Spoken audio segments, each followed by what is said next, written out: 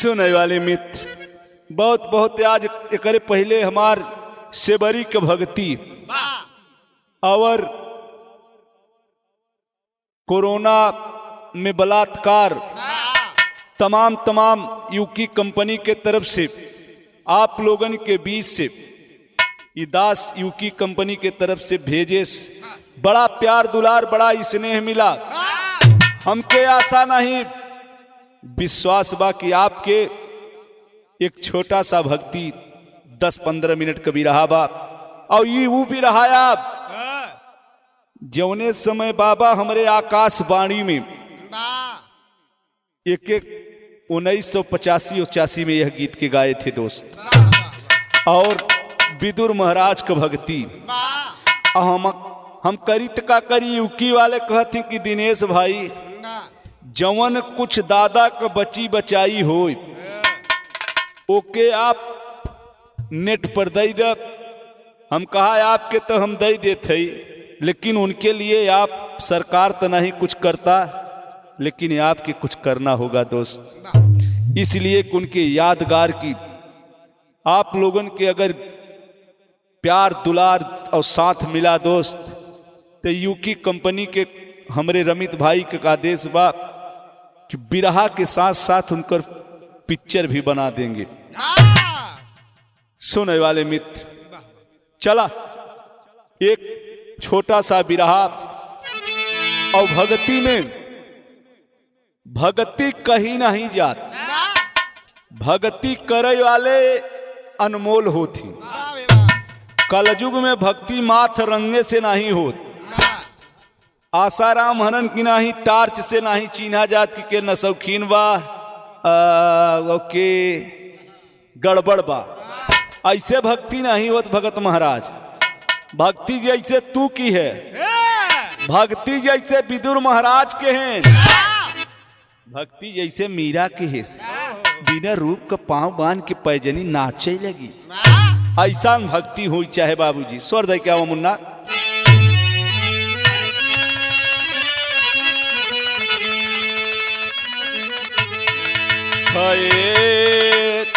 मोरे राम हे मोरे बाबा हे भोले जोगिया हो राम।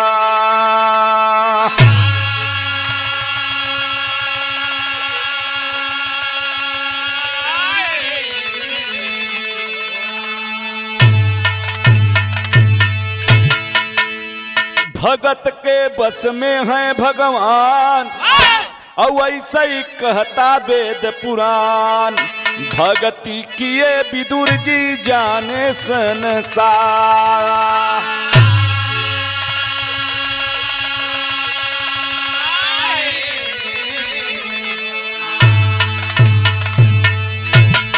सुने वाले मित्र महाभारत का महामंत्री नहीं रहे ऐसी भक्ति भी किए जो आज हम आप सराहत है।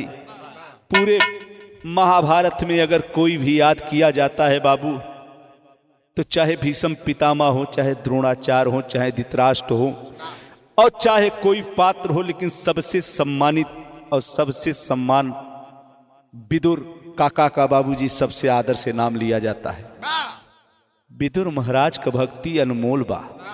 भगवान श्री कृष्ण जौने समय महाभारत का तैयारी बा अवायन शांति दूत बन के और बहुत समझाएं लेकिन समझ में कैसे आवे विनाश काले विपरीत बुद्धि चाहे अब भवा चाहे तब भवा जे करे दलिद्दर सवार होई के भगत महाराज उन भक्ति पाए।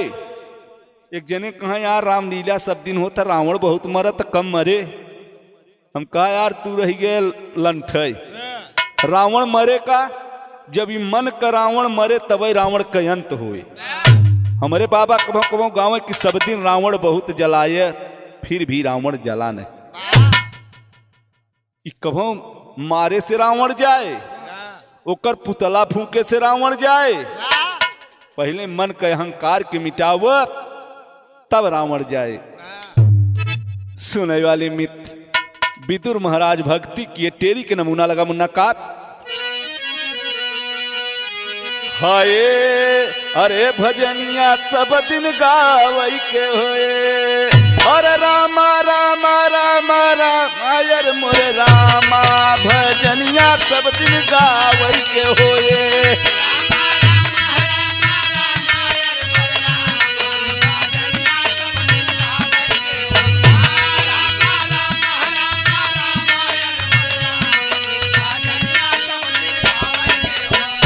भक्ति किए विदुर जी जाने सारी दुनिया भजनिया दिन दिन गावई के होए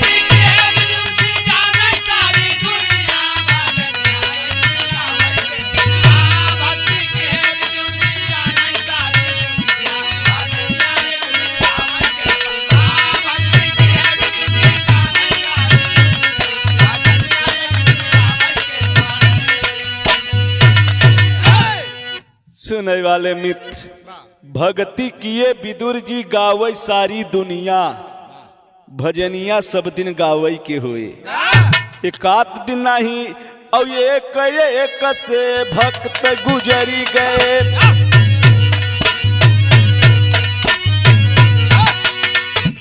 जिनकी सेवा रही महा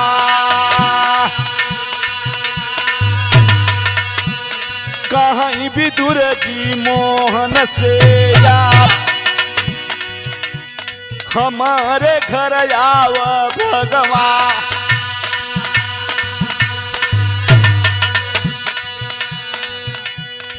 ए भैया ए बाबुआ वो हर दुर्योधन से समझौता करते हैं दुर्योधन कहे हे अहिरे का जाति हो कि हमके समझावई आई है इंची भर जमीन न दे सुई के अग्रभर न दे भगवान जान गए कि अरे बाप रे बाप एक तो दिमाग खराब बका यार सुने वाले मित्र तब विदुर महाराज कहे बढ़िया बढ़िया पकवान बनवाए रहे कहीं विदुर जी मोहन से ताप हमारे घर आव भगवान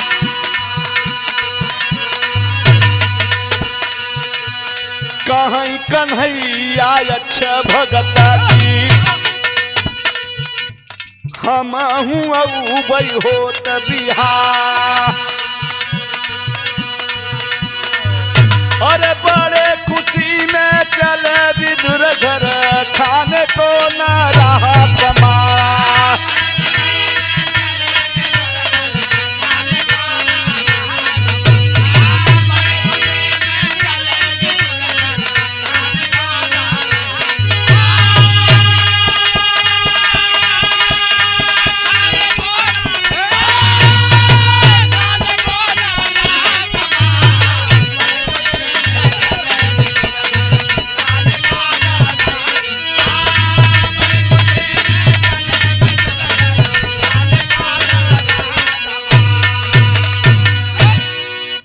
सुनने वाले मित्र विदुर महाराज कहे भगवान ये हर का चक्कर छोड़ दे तू तो जानत है का होई वाला बा भगवान मुस्कियाने कहे बारे विदुर तू तो जानते है हमहू जानत है और तू कुल जानत रहे लच्छा गिर जरत रहा तब जानत रहे तू जानत का नहीं है कहे ठीक बा आज तक कह रहे वैसे घूमब टहरब हबरे रात उनके करण से मिले के रहा कहा काल सवेरे आओ भक्ति विदुर जी की विदुर घरे पहुंचे उनकर दुल्हन कहते हैं बहुत खुशी है कहा खुशी ने कहा हुई इतना दुखियाली चलते रही भगत महाराज कि मेहरारू के पास में कपड़ा नहीं रहा पेटी कोट पर जरा विचार करना सुनने वाले मित्र तो विदुर जी कतौ से केला लाए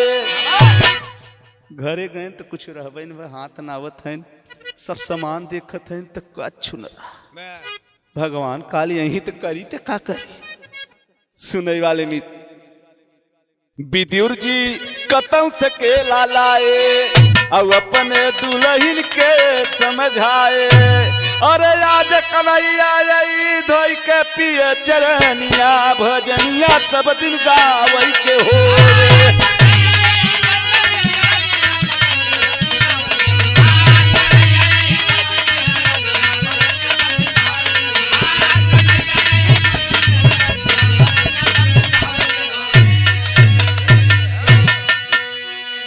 विदुर कहाँ कुछ घरे बा उनकर दुल्हन कहाँ कुछ नहीं ब करी तो का करी कहीं जाई कत से कुछ ले आई गए केला लैन मास्टर साहेब अब केला धरेन और व्यवस्था करत रहे कहाँ भगवान यहीं तो जरूर उनके कुछ न कुछ खियाव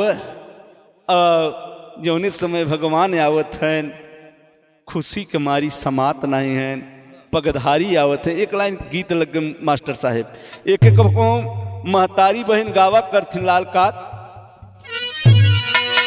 हाय अरे आज एकादशिया बिहान दुआदशिया तेरसिया के ना होते रसिया के ना बाबा मंगई मर गवनमा तेरसिया के ना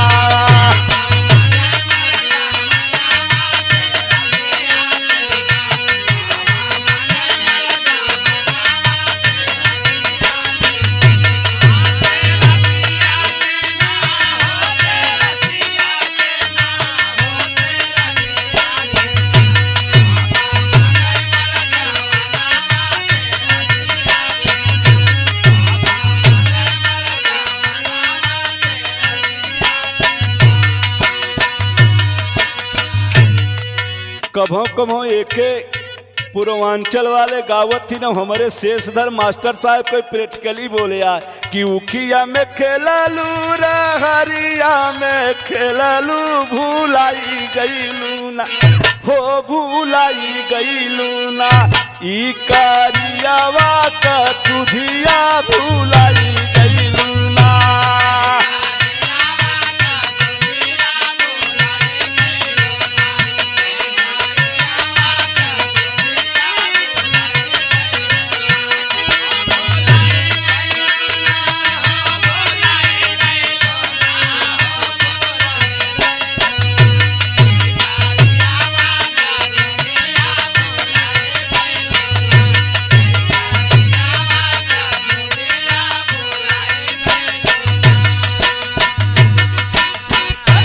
सुनने वाले मित्र इत जैसे पूरी सब्जी चलत बीच में चटनी आई गे मास्टर साहेब वैसे ही विदुर महाराज का दुल्हन सोचत है खुशिया मनवैया जय अपने भवनवा अंगनवा में ना हो अंगनवा में ना प्रभु यही समनवा अंगनवा में ना।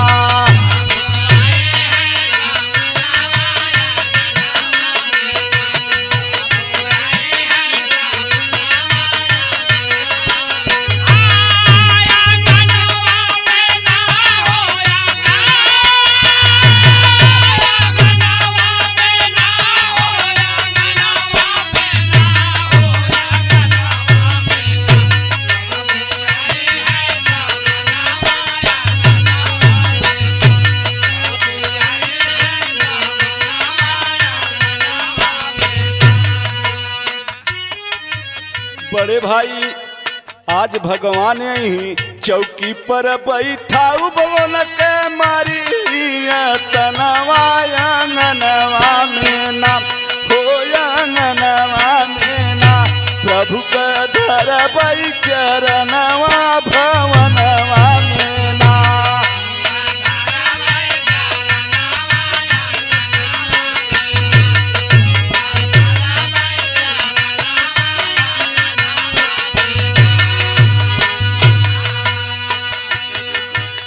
खुशिया मनवैया जा सोचथिन भवनवा अंगनवा में ना प्रभु का धरबै चरणवा भवनवा में ना।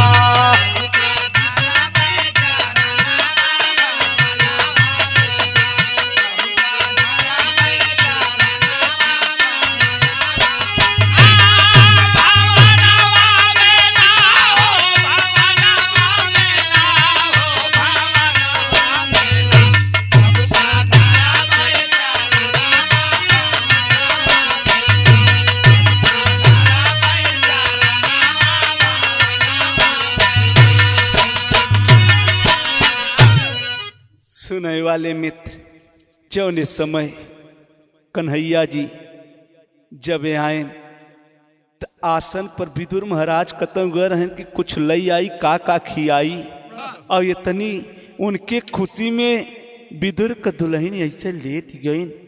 तन पर वस्त्र नहीं बाबूजी, केवल चौकी जौन रहा जौने पर बैठावे के रहा भगत महाराज, उ चौकिया जल्दी जल्दी सीधा नहीं कह पाए, उल्टा कह के बैठावत हैं।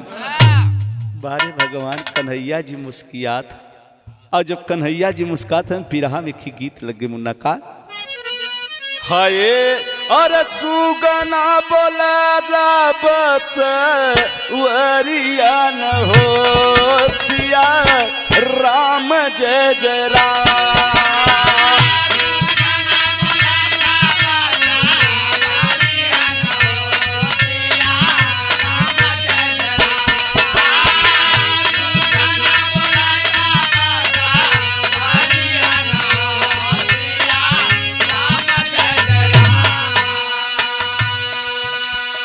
सुनने वाले बड़का भैया औरत सोचता विदुर को दुल्ही चौकी पर बैठावे थिनिया सनवा न हो मनवा खुशी भय पाया।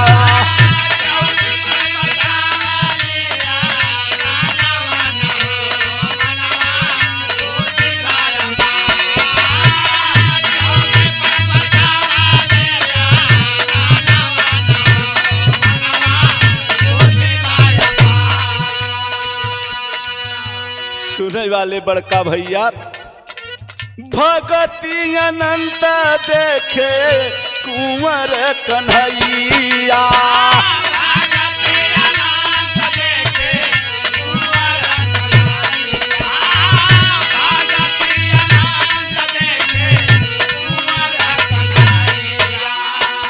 तन पर नाही वस्त्र रहा विदुर के लुगाइया।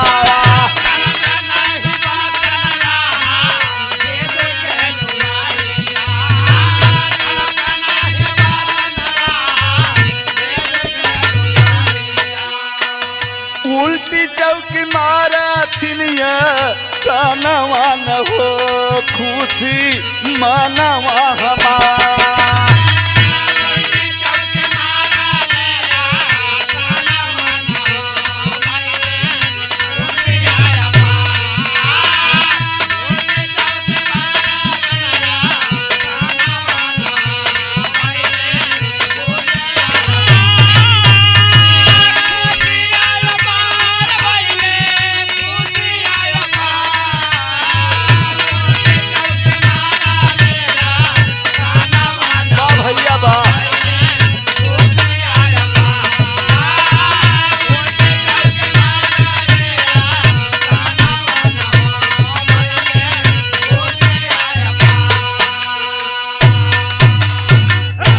सुनने वाले मित्र, जौने समय पहुंचे विदुर महाराज रहे नहीं, अब विचार करथन कि करी का करी कैसे करी।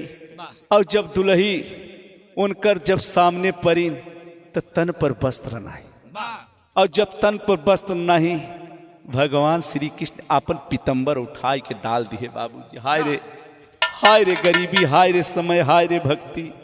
अब हर विदुर महाराज आए तो जब उल्टी चौकी देखें तो कहें धन रे पगली, तोरे यह नहीं समझ में आए कि भगवान के कैसे बैठाई।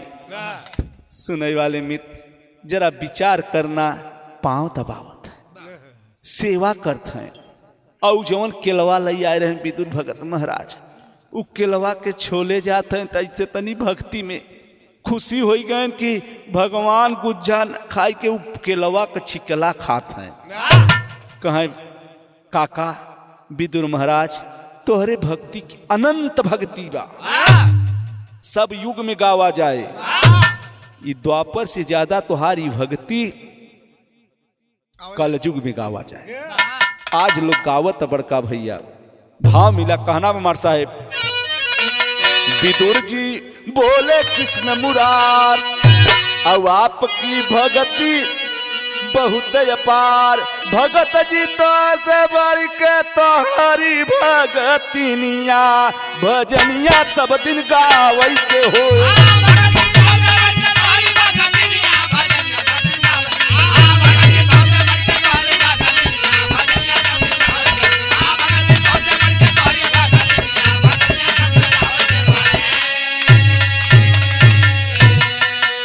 रामा रामा अरे हो मोरे रामा तोहसे बढ़ी के हमके लागल भगतिनिया हो ललरिया लरले लाले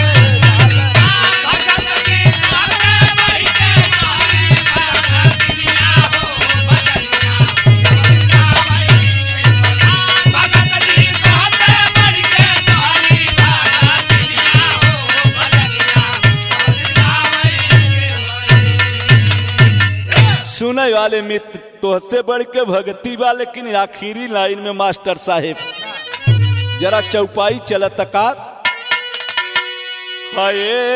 अरे दिरी जो धन घर में वातागे रामा रामा भजो रामा।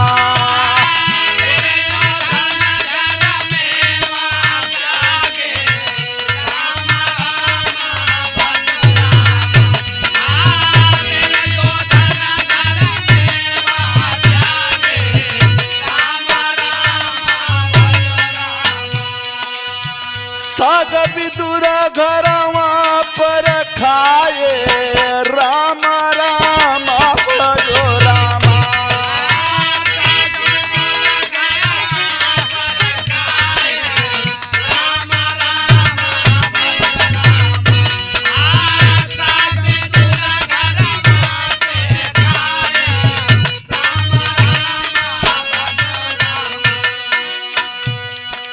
ए महाराज 56 प्रकार का भोजन दुर्योधन बनवाए रहा, वहां से त्याग कर के आए।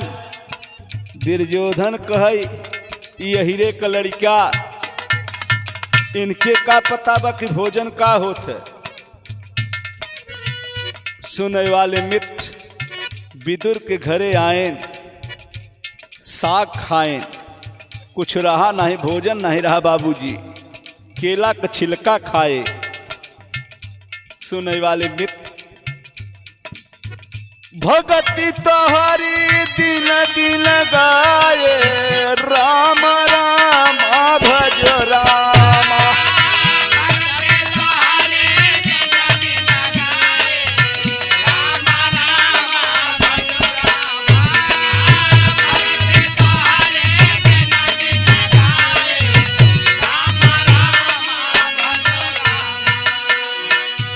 सुकमा के गोदन पाए राम राम भजो रामा।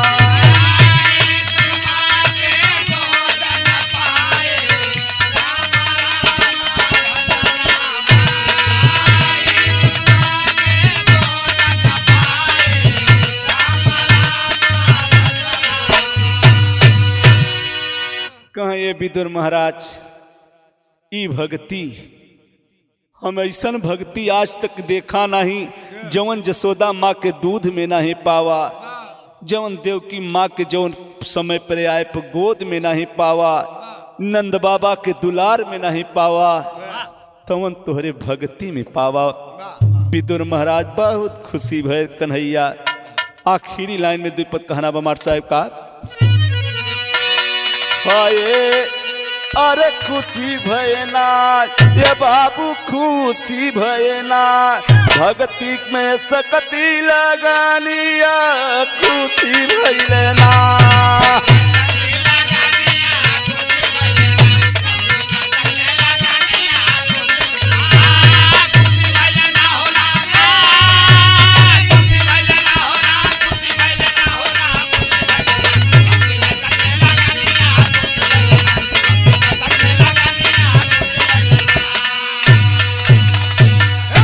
खुशी भगवान भैले धन्य भगतिनिया।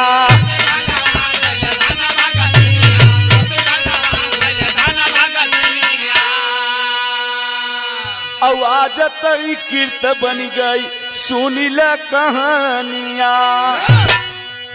आज ये कीर्त बन गई दोस्त। लोग दर दरे भक्ति गावथिन। जब भगतन में नाव लिया जाता तो सुदामा जी भी रहथिन, मीरा रहत है, और कई भी भगत के नाम पर विदुर महाराज का पहला नाम आवत है। और विदुर से बढ़िया उनकर दुल्हन भक्ति की रहे। हम नहीं बतावत है, वेद पुराण गीता बतावता। सुनने वाले मित्र कहना भी बात तो साक्षी ये कर इतिहास। अब कल्पना किए राम कैलाश भजनिया दिन दिन गावै के होए।